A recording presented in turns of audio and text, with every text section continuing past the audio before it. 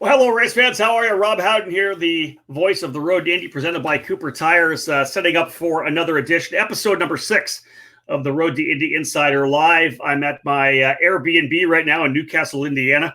Actually, was just at the Indianapolis Motor Speedway throughout the weekend for the USAC karting battle at the Brickyard. Got a chance to get back behind the wheel myself and do a little racing in the Briggs categories with Margay Ignite and with Comet Kart Sales, the Dismore family.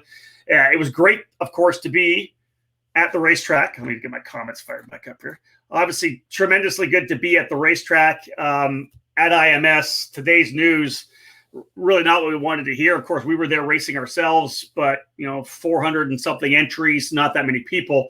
But to hear that the Indianapolis 500 now being run without fans is super disappointing.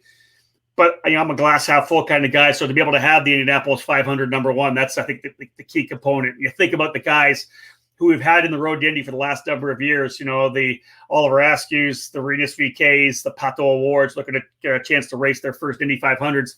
It's going to be surreal to do it with no fans when you think about the fact that you always talk about drivers, how the track, the visuals change on Sunday. They're driving around the racetrack, but when you roll into turn one on Sunday and the grandstands are full of people, it changes everything. And of course, that's not going to be the case.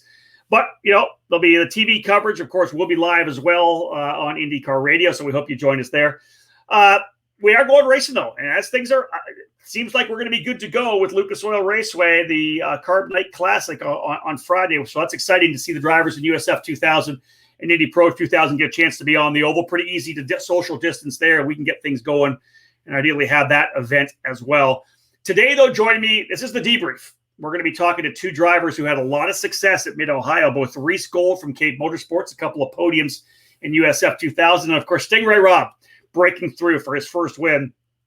I was told it was his 50th race. Now I'm told that was his 49th race. So maybe the 50th race is going to be coming up. That could be the oval at Lucas Oil Raceway, unless they kind of try to jam something back in. But I think that'll be his 50th. But he gets his first race win, which was amazing. It was an interesting weekend at Mid-Ohio. For those of you who tuned in, we had the circuit cameras to be able to bring you those images. We weren't able to do that at Road America because IndyCar and IMS Productions weren't even set up at that point. But we were able finally to be able to provide exactly what we were looking for in terms of a little bit of video coverage for you to watch it. Midweek race was really weird. It was kind of tough.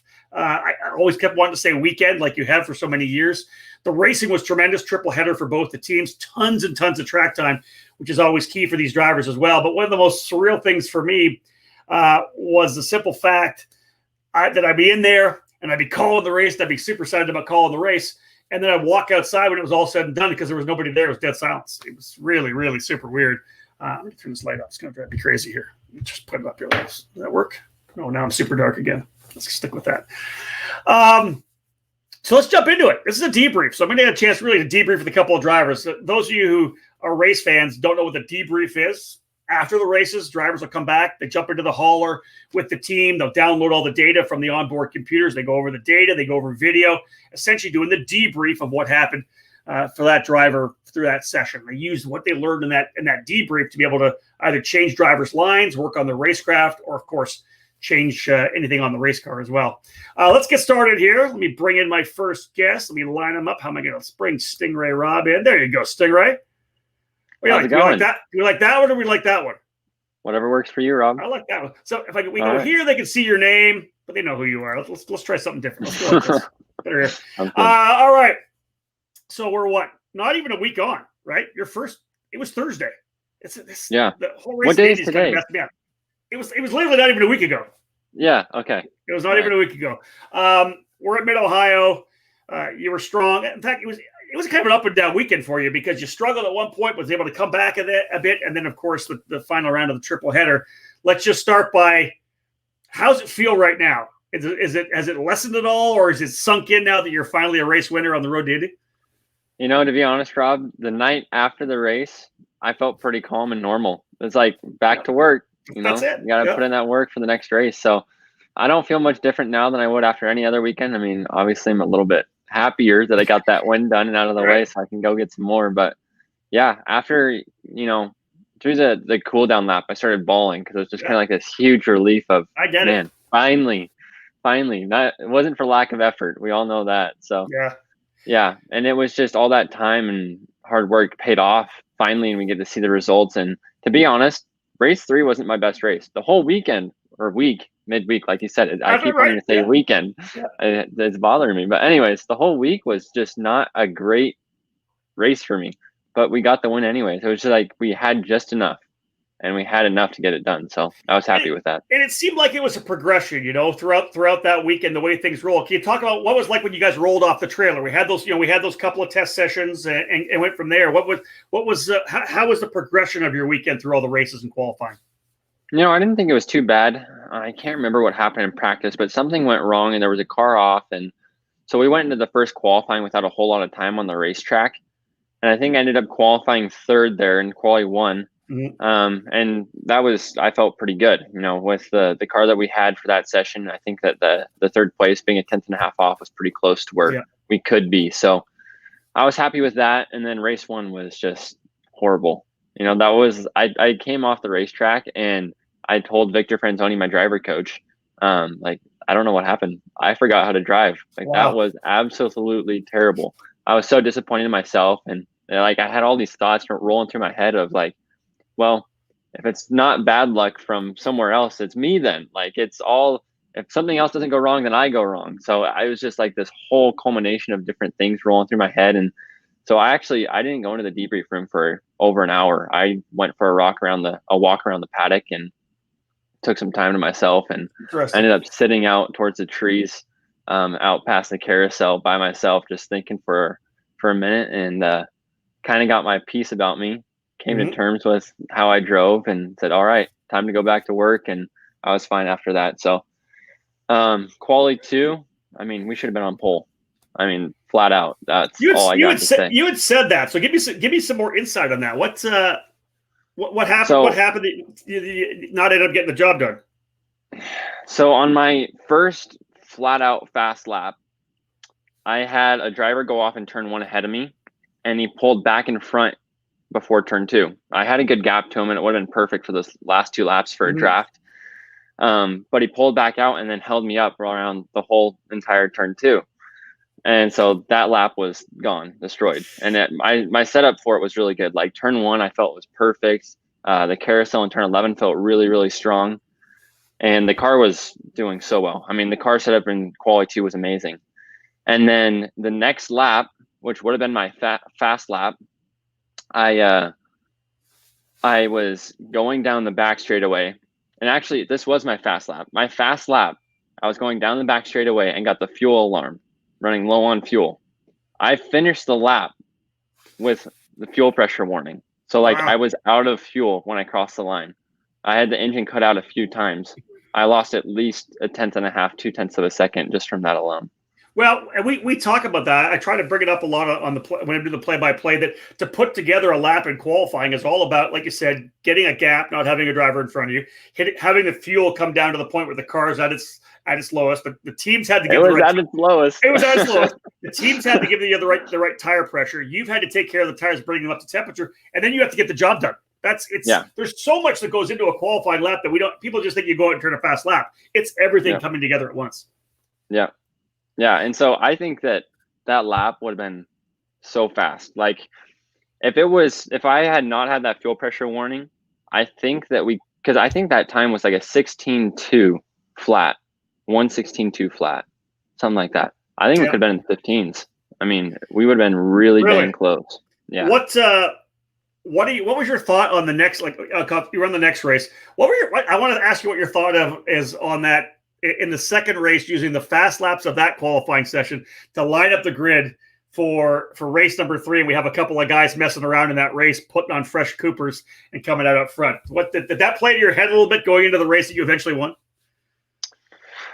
Do you want me to go through race 2 first? All right, let's go through race 2. I'm really excited to hear your answer on this. Race 2 was a mess. And I told Dan Anderson after getting out of the car on the podium there that was the most fun I think I've ever had in a race car. Okay. Because it was just total mayhem. We had that wet, dry changing conditions. And I think I fell back I went from 3rd to 8th to 4th to 8th to 3rd again or something like that. And it was every position in between. And it was mayhem all around. Like, I wasn't the only driver moving forward and back. Everyone was moving.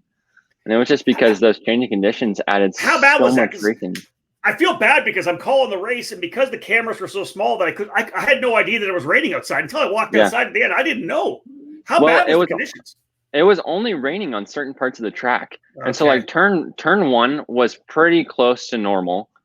But turn 2, I mean, towards the end of the race, you were almost taking a wet line. To be honest, like, we figured something out there. Victor was in turn 2, my driver coach, and he told me what to do there, and I got past Frost because of that.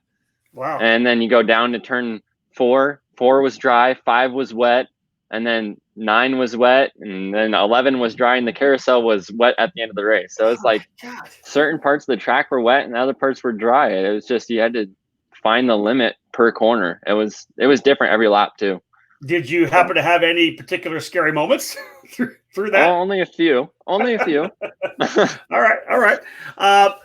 Of course, Alicia just messaged me. She's like, "Hey, get off your phone. Stop looking at your phone." But I was trying to bring up the standings so that I have the standings in front of me. So you don't need to rip on me.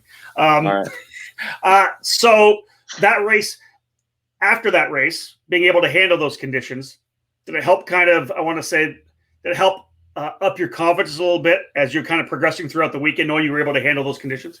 Yeah, I think so. I think that the first half of that race was not so good on my part, and the second half was pretty good. I had some good moves in there, and so I was happy with that. And, I got good lap times, or I thought, towards the end of the race compared to some of the other guys, and we held on even through the conditions. And, I saw even on the cool down lap, there were some drivers that went off the racetrack, and I didn't do that. So I was happy with that.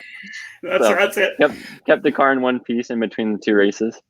Again, the whole weekend's progression with that wetness that we had, the precipitation at the very end of that race, did it take away, you think, from the potential for the cars to get better? Like, you weren't really able to learn anything from those last 5 laps to be able to make the car better for race 3. Is that correct?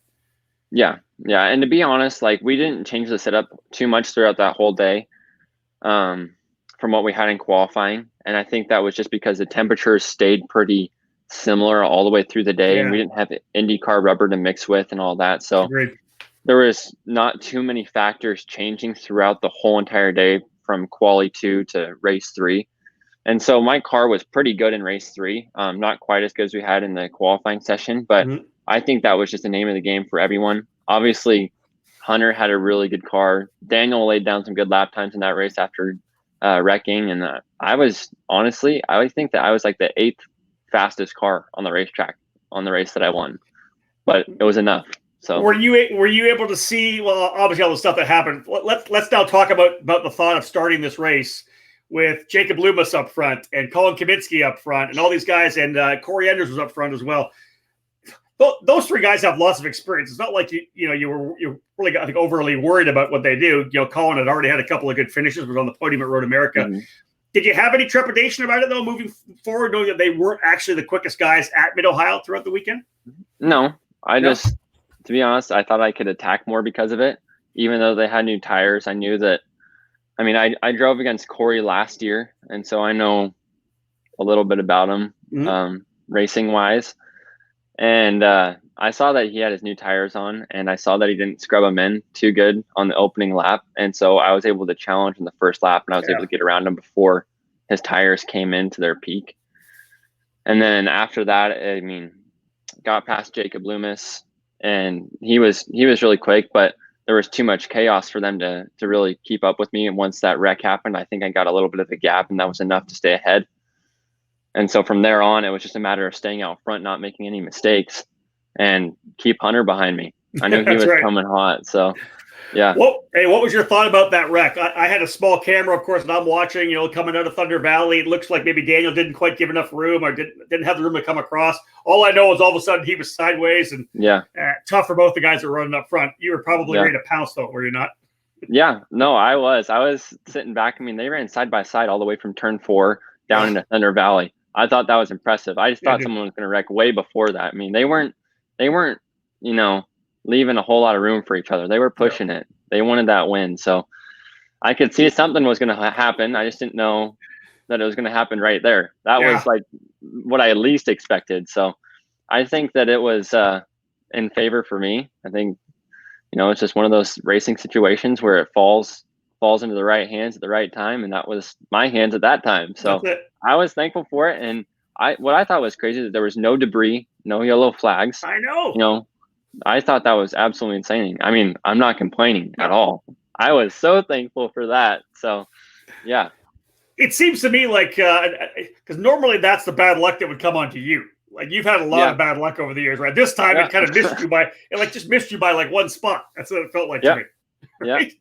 Yeah. Well, and it was funny too, because like after the wreck, I see Daniel go flying in the air and get T-boned and everything else mess, and I go around the outside, and I was kind of panicking because I didn't know which way to go, because I didn't know which way Daniel was going to slide, this way or that. So I pinned it, grabbed a gear, and went by. And when I looked in my mirrors, I mean, they were all bunched up, and I was out front. I was like, all right, that'll work. I'm happy with that. So you've led races before. You were leading last year at Laguna Seca before the gravel came on track, and you went off there. What was going through your mind? I know they're probably giving you the splits because Hunter McElroy was coming. But then you were able to put some really good lap times down that kind of kept that like a full second gap over the final couple of laps. Were you pushing 110% at the end there, or were you kind of trying to manage the gap that you had? Well, when I first got in the lead, I was trying to manage the tires a little bit, trying to hold them on. I knew that if the race didn't go yellow, then we were going to have to, fight to keep the car balanced at the end of the race. And we've had issues with that in the past where the tires fall off, and towards the end of the race, we lose a lot of time. So I knew what I had to do to try and keep the car under me. Mm-hmm. And to be honest, I was having flashbacks to Laguna Seca. But this time it was a whole different mindset. Last year I felt kind of like the bird getting run down by the dog. And this time I was like, all right, that's not happening again. I got this. My head down. Yeah. So it reminded me of my karting days running out front, same mindset of just, okay, I'm going to do what I have to win. I mean, that's just it. I made the decision. And towards the end of the race, the team got on the radio. They said 1.5 second gap, and I could see Hunter at that point. I'm like, okay, I can manage this. And I put in some lap times that were good enough to stay out front. Managing lap traffic was not all that easy, but we got kind of lucky. And I think Hunter did too. We both got clean laps in there at the end of the race, even with lap traffic. It was actually one of his teammates in front of him. It was Bob Kaminsky. Actually, had to go by at one point too. And I was wondering. Bob didn't make it super easy. Probably what I would have done too as your teammate as well. But he didn't do any kind of blocking or anything other than that.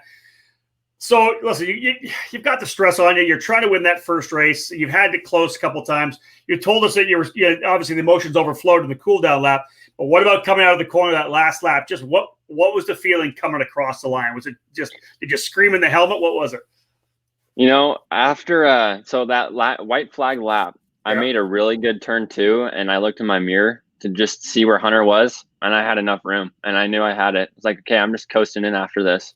So I just cruised the rest of the lap, pulled it in, and crossed that line. And as soon as I crossed that line, I got on the radio and started screaming and pumping my fist. And I'm sure the team had to rip their radios out just because I was screaming so loud. But they were all running up to the wall too, right? Yep. Yeah, they were all on the wall. So I pulled over and gave them the wave, and kind of just got to sit there in the car and enjoy the moment on that cool down lap. Yeah. And then I started bawling, of course. I was like, why are you crying? Like, this is awesome. So it is big. But, now, you must be a little disappointed right now that we weren't able to come back this weekend. We should have been essentially on the track in a couple of days back at Mid-Ohio. Of course, that race has been postponed potentially to September, maybe October. We'll find out more when we know later. How much of that is a little not so much deflating, but man, you're like, damn, I was really good there. I'd like to be able to come back right now and keep the ball moving, right? Yeah. Well, and to be honest, after debriefing, after race 3, we found something in the car that we had an issue with. So I think we would have been even faster this time around. So hopefully when we go back, we'll have that issue resolved, and hopefully by the ovals, we'll have that resolved and we'll be quick again. Awesome. Well, speaking of the oval, stay with us. I'm going to drop you to the back of the studio. I'm going to bring Reece Gold on. We'll bring you back in. We'll talk about Lucas Oil Raceway in a bit. So let's drop Stingray. Thanks for talking about it. Stay with me here. Let's bring on this guy here. There we go. Reece Gold from Cape Motorsports. Reece, how are you? Good, you? Hanging out down in Florida? Oh, yeah. We just, the hurricane just passed us, but now it's nice and sunny and warm, so. Okay. All right. Speaking of hurricanes, I'm in Newcastle right now. You were kind of a hurricane back in your days here, running in karts, right? You've had a couple. I remember. I think you came from I want to say 45th to. I don't know if you won or finished second. Did you win that race? 28th to first. There it is. I remember that race, man. You were a rocket. That was awesome. That was that one Mini of my best Swift races. Yeah, Mini Swift. In Mini Swift, yeah. And now here we are talking to you about USF 2000. You obviously were in the back there chatting, listening when I was talking to Stingray about his event. Let's get started and talk. Let's debrief a little bit about your progression throughout the weekend. How did things roll off the trailer with your Cape Motorsports machine in USF 2000? It was really good. We did a lot of testing there, so it was kind of just get out and just continue where we left off in the series test. And the beacon didn't work in practice one, but I think we were like fourth. That's right. So I was pretty happy with that, and that was good momentum going into qualifying. And it's you're in your second year right now. Obviously, you're a much different driver than you were last year. I always make that comparison to how much you guys grow up. You were only 14 last year. Now you're 15. Another year of experience. Are you able to pick up that first session and say, you know what, I'm fourth. I got good momentum. And is it really more of a calm weekend as opposed to some ups and downs? Yeah, definitely helps you. You're not trying to rebound. You just kind of keep going from where you are, and definitely helped us going into the weekend because we didn't have to make big changes, just little stuff, and that helped us get a good qualifying result. Now, I think one of the things it was interesting to see you bounce back is you obviously had that issue at the first race at Road America. You and Nolan Siegel got together in race one. You didn't have a lap time, so you had to start at the very tail of the field and were able to fight your way forward. You've done a tremendous job. I think you would probably look back and be really happy with Mid-Ohio with the great results that you got because you've brought yourself back into the championship fight. Yeah, it was definitely, to get my first podium and then get two more. And we went from 11th to 4th in the championship, so that was really awesome. And we're only 10 points behind second, so it's really good to be back up in the fight. So walk me through your first race. How did that go for you? It was good. Had a good start. Came out third, and I had my teammate behind me, D. Orlando. And I really want to get that first podium. Just check it off the list. And I was watching behind me. He was kind of maintaining the gap, and I'm like, please just don't catch me, just let me get this podium. And then actually he drove off a little in turn one in the dirt. And once I had that gap, it kind of made the race more comfortable. And in the end, I almost caught Barrichello. Had good pace in the end, but it was just felt really good to finally get that podium and check it off the list. How much pressure did that take off you going into the second race to finally get that first one done, right? Yeah, it's just a whole different mindset. You can kind of attack more okay, I got the podium. I don't need to worry about, going off and not getting the podium. And gave us really good confidence going into the next race. Okay, so race number 2, and again, we had another qualifying session. Did you feel? Let's ask about this. You guys don't usually make a lot of changes with Cape Motorsports, right? They come out and give you a pretty good setup. They try to get you to kind of drive the car in a certain way. Your second year with Cape, let me ask that question first. How much better do you connect with the guys in terms of talking to them and really kind of providing what they want or driving the cars the way they've set them up? Do you feel you've evolved quite a bit that way? Yeah, being with them for a second year, really helps. I know what they want. They know what I want on the car, and they gave me a great car from the get-go, and we kind of just evolved it each session from there, and we had a really good car all week. I keep wanting to say weekend. I know. I told you. 2 days. 2 days. Yeah, I know. It's crazy, right? All right, so let's talk about that qualifying, and let's talk about race number 2. How much more comfortable were you for race 2, already having that podium, knowing that you could get the job done? Yeah, it was awesome. Really helped. We had another second place by 0.3. The first qualifying, it was second place by 4,000. So another first row start, and that helped because I had experience starting there. And that time I came in to start second, and that helped a lot. Mm-hmm. And from there, me and Rasmussen kind of just pulled away from the field behind, and we just kind of drove my race there and just was able to come away with second place, which is awesome. Now, are you as bored as we are about Christian Rasmussen winning all these races? Are you ready to stop this streak or what? Yeah, it was a little boring out there. There were some laps where I caught him a little bit, but hopefully we can bring the fight to him and Lucas Oil. Was it kind of a deal where obviously we saw that he had the speed and would continue to be able to run up front, qualifying up front and kind of pulling away a little bit. You did chase him down, like you said. Is there any kind of a mindset in yourself where you're saying, you know what, I just want to make sure I keep putting down good races? Because historically, drivers who have won a lot of races early don't always walk away with the championship. We know Braden Eves last year came out really, really strong, but he kind of dipped a bit midway through the season and had to fight for it hard at the end. What's the mindset you have? You're battling against a guy with 5 straight wins. What's the mindset going into these next races saying, you know what, I'm not going to give up? Is that kind of what it is? Yeah, definitely. Just because there's like 12 more races or something like that. So it's just, a lot of more points up for grab, and just hopefully we can come out up front in some of these races and claw our way back up the points.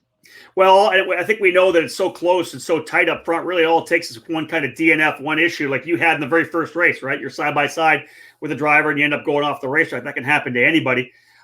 So you got a couple of podiums. Let's move to race number 3. Any major adjustments? Like, it's all obviously in the same day. Any major adjustments to the car, fine tune, and then go back out and do it again? Well, yeah, we thought it was going to rain, so we changed the car for like a damp track, and we didn't have time to change it back. So we were on a little bit of a different setup, but it was still pretty good. And same thing, starting second again for the 3rd time. We got a good start, came out 3rd, and wasn't able to get by my teammate, but we were pretty close in the end, almost. The last 2 laps, he had to block me, so it was, a battle. At least I put up a fight, and it was good. Another podium, a lot of points, so it was a good race. I'm sure there wasn't like direct team orders, but I'm pretty sure it's an unwritten rule under the Cape tent that you don't take your teammates out, right? Yeah, it is. There's no orders, but it is. They're always saying, don't take your team out. We need to finish. So, definitely race them a little easier because, we want to get points as a team, and so yeah, definitely. We know last year that Felix Rosenquist in the IndyCar Series went head-to-head and was trying to find a way by Scott Dixon up there in the keyhole. Was there any point in that race when you were chasing him down? You said you had to look a couple of times. Was there any point where you said, no, I'm going for it. I think I got this. Yeah, the last 2 laps going into 4, it was close. I was a little far back, and then going into 5 on the last lap, I got a wheel right next to his rear wheel, but it wasn't close enough. So you just don't want to risk it, right? Yeah, definitely. I'd rather get 20 or 25 points than none. So that's it. And that definitely helped points wise. Hey, we got a question here from Elaine St. Clair. Let me bring that up for you, bro. It says, this is for Reece. Now that you've scored your few podiums, do you feel confident that you're going to get that first win this year? Yeah, definitely. 3rd, 2nd, 3rd. So I feel like, we're just getting there and closer. Last year, Lucas Oil was actually my best race. I think that'll be fun. I think, because all these races are a road course, I think it might shake things up. Maybe Radisson won't be as strong, or someone else will be stronger. So I think it's definitely close. We were close to win in every race, so I think the win is close, and I think we can get one this year. And listen, and I talk to you guys about this a lot. When we're on the Cooper Tire stage, I ask the same questions. How much different is Reece Gold right now? I know I know that you and Nolan and Jack Crawford were sick of me saying you were 14 years of age last year, but it's the reality. We had to say it. But how much different are you last year? You come out of karting, which talked about how well you did here at Newcastle in Mini Swift. You jump into the Lucas Oil car and do well in that. You jump into USF 2000 with Cape Motorsports, and we're a top 10 guy. But we're talking about 12 years old, 13 years old, 14 years old. Now you're 15. There must be a stark contrast in how you were last year at the start of the season to how you are now.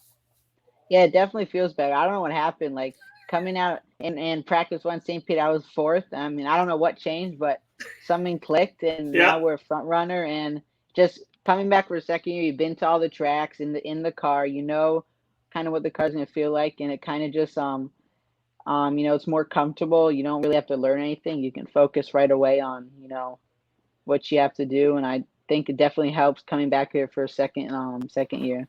Can you go back to maybe your second year of Mini Swift on the national level? That first year of Mini Swift when you're young, you're like, you're like 9 or 10 years old, you're kind of nervous. You come back the next year and you got this swagger as a 12-year-old, right? Can you go back and does that remind you of that a little bit? Yeah, definitely. Same thing. Like, second year in mini Swift, that was probably my best year. Yeah. And again, something must have just clicked, and we won a lot of races that year, and that was a great year for me. That was probably one of my best. That was really fun. We're waiting for Sting. I was trying to bring Stingray back in, and he was chilling out back there. All right, let's bring Stingray Rob back in. You back with us, Stingray? You were laying back, getting comfortable there? Yeah, stringing out. Got to stay loose. Got to stay loose. That's good. Let's take this opportunity now to kind of move forward a bit. Stingray, we'll start with you. Now we go to the oval, Lucas Oil Raceway. You've run a couple ovals before. You're actually going to get a chance to do the Gateway event as well, Worldwide Technology Raceway. Let's start talking about Lucas Oil Raceway. How excited are you to get back up and run around the rim at that 5/8 mile oval? Lucas Oil is one of those tracks where it's just, I don't know, I think as a road to Indy driver, it's one of those legendary tracks, and you hear people talk about it because there's no other series that run in it really. Mm-hmm. And so it's got such a unique line around that high rim that it makes it fun. And to be honest, that was one of my best tracks last year. Walking away with a second, trying to chase down Daniel Frost when he had such a good car there. And so hopefully I'll be able to stay out front this time around and have a clean race. I really like Lucas Oil though. So that seems like a really nice combination, Stingray. You're coming off a race win, so you got the confidence there in yourself and the team. You found something in the car, and then you've got a track that you were strong at last year. That's got to be this really nice equation to come in saying, hey, even if I don't get a win, it's going to be I'm going to be first, second, or third potentially. I'm fast. Again, I pulled the points up. I had said before that you were up as a point leader, but then there was a DQ for one driver. You end up coming in just 1 point behind Devlin DeFrancesco for the points. So you got to have that championship on your mind as well. Yeah, I do. And to be honest, Rob, we're 5 races into a 17 race series. Calm down, right? So yeah, it's like, let's not get too ahead of ourselves. We just need to be consistent and keep getting those points. Except for the fact that the rest of the season is going to happen in like the next 7 weeks. Yeah, that's true. Or 8 weeks. It'll be a little crammed in there. It is. It's nuts. All right, Reece, let's move to you about Lucas Oil Raceway. You just said you were strong there as well. Cape has always had good cars. How excited are you to get to the oval? Yeah, really excited. The ovals are really fun. I've been watching some NASCAR, trying to learn up on that, and high line, low line, slide job, trying to learn the techniques because last time we qualified good, but the racecraft wasn't there. You gotta learn that bump to pass. I'm telling you. Oh yeah, Reece is gonna be out there trying to side draft people. Exactly. I'm gonna charge you for the end plate. That's okay. Damage it. All right, that's a good call. All right, so we're looking forward to that event, Carbonite Classic. Let's look forward as well, because it's been kind of thrown into the mix. Let's ask you first, Stingray. Have you ever been to New Jersey Motorsports Park? No, to be honest, first time seeing the layout was when they posted the schedule. So I'm a little nervous about that, but I'm sure we'll be fine. What about you, Reece? What do you think about a triple header at New Jersey? Yeah, I've never been there either, but should be fun. Hopefully get some laps on iRacing if they have it, and it'll be a fun race. Well, we'll cross our fingers as well that we are able to finish the season off at the Grand Prix of St. Petersburg. What do you think, Stingray? Will come to you first, 4th year, of course, in the series. What about a street race for the championship? I think we talked about this a little bit last time. We did. On how we were discussing if it would be less chaotic or more chaotic because it was the last race of the year. So I really don't know. And then we also talked about maybe rain. There might be rain this time around. It's hurricane season. So who knows? I think that right now we're going to focus on the next race, but St. Pete is always in the back of the mind thinking about championship and what we're going to need to do to get it done there and finish up the season strong. So hopefully we'll have a good car there, rain, shine, and everything in between. But yeah, I'm sure that we're in for a treat coming into the season. A quick question here from Kat Nickel for Stingray. Merchandise? Got any Stingray Rob merchandise? Where do you get that? Yes. So if you guys go over to my website, I think it's either today, tomorrow, or the next day here very, very soon. I'm going to have some T-shirts going on sale along with some hats and water bottles. So finally got a little bit of merch, and then we'll be updating the designs every once in a while, trying to get some new, fresh stuff in. So if you want some Stingray Rob merch, head over to my website at stingrayrob.com. There you go. Reece Gold, you're a Florida guy, Miami. So obviously potential home state race at least for the finale. What do you think about running through the concrete canyon at St. Petersburg going for a championship? Yeah, I think it'll be fun. Probably pretty hectic there. Everyone trying to go for the championship. I think it'll be fun. Not too far from my house, so it'll be fun. Hopefully, it doesn't rain there because that'll be pretty crazy. But That would be sketchy. That'd be I think super it'll be sketchy. fun. Yeah. Oh, the crown in the road on that track. My goodness. What about you, Reece? You got any merchandise? Got any Reece Gold T-shirts or what? Not yet. Maybe All right. I can come out with that in the future. I need to Do get it. a website first. Get a website. Maybe I'll go on Wix and make one today. But There you go. Listen, you got time. You got time. All right, let's take an opportunity. Let's go social media. Reece Gold. How do people follow you on social? Reece Gold 3 on Instagram. That's it. And that's it for now. I need to work on a Twitter. Get a Twitter. Do that today. It'll take Yeah. you 2 seconds. Set up a Twitter. I want to see a Twitter out of you today. know. Come on. All right. All right. Well, because watch this. Stingray. What do you got for social media? Well, at Stingray Rob on Instagram, Yep. Sting_Ray_Rob on Twitter, and Facebook. I have my Stingray Rob Facebook page. Are you sick and tired of telling everybody the story behind your name now? No, it's I got that always in my back pocket. I think it's going to be one of my lifelong skills of telling a story of how I got such a crazy name. But That's it. People love it. All right. Last but Yeah. not least, sponsors you want to mention here today. Stingray, start with you. Okay. I couldn't be in the car this year without the Firehouse and Good Heart Animal Hospitals on the side of the car. So having those guys on board, and it's really cool too because their last name is Robb. So they feel like part of the family, and now they get to join the ride with the rest of my family. So I'm very happy to have them on board. Cool. Reece, what about you? Like to thank Ticket Clinic this year and last year. They've been helping me a lot, and of course the team Cape Motorsports for their help as well.